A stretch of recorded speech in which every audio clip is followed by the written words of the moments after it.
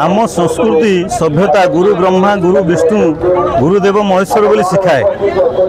आज जो गुरु माने अछंदी से माने मध्य से ब्रह्मा विष्णु सहित समतुल।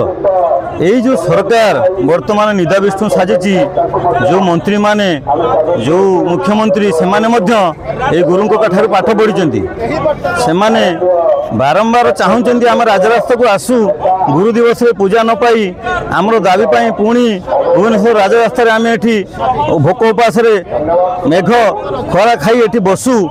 जदि सरकार चाहूँगी या बड़े दुखर विषय किसी ना। आम कहते मानव संबल विकास रे देशर विकास। मानव संबल निर्भर करे गोटे जातिर शिक्षा उपरे। शिक्षा जोटी विपर्यस्त से जाति सेते अधोगामी। तेणु जदि आम प्रकृत में आम जाति की तैयारी करने चाहूँगी देश को तैयारी करने चाहूँगी शिक्षा व्यवस्था को सजाइवाई दरकार।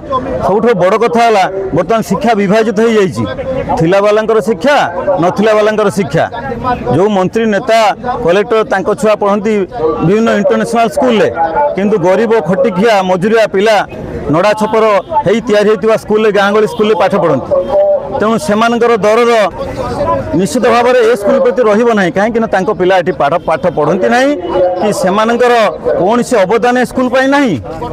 जो गाँ गहली लोक मैंने नड़ा छपर कर घर करते शिक्षक मान नियुक्त होते 30-40 वर्ष खाली ओदा माने पेट्रोल ओदा कना पकई शिक्षक मैंने पाठ पढ़ेले सामान्य किसी दरमारे से रिटायर कर पाखे औषध खायापी पैसा नहीं रिटायर कलापर वृद्ध बापा माँ अच्छा ना औषध रिक आनी पार्टी ना पुओटी पाठ पढ़ी पार्टी ना झीटी व्यवहार कर ना निजपाई औषध रिक आनी पार्टी। यही अवस्था आज शिक्षक समाज गुरु ब्रह्मा गुरु विष्णु ब्रह्मा विष्णु आज ये अवस्था अच्छा। तेणु सरकार जो चिंता न कर कथा शिक्षा व्यवस्था भूसुड़ा सहित गाँ गहली शिक्षा व्यवस्था भूसुड़ा सहित जातिटा ध्वंस पाइज। तेणु मुझे अनुरोध करी आम आपण माध्यम मुख्यमंत्री को शीघ्र समस्या समाधान करूँ। जो शिक्षक मैंने अवसर नहीं पढ़ाऊँ कथा विचार को नियंत्रण।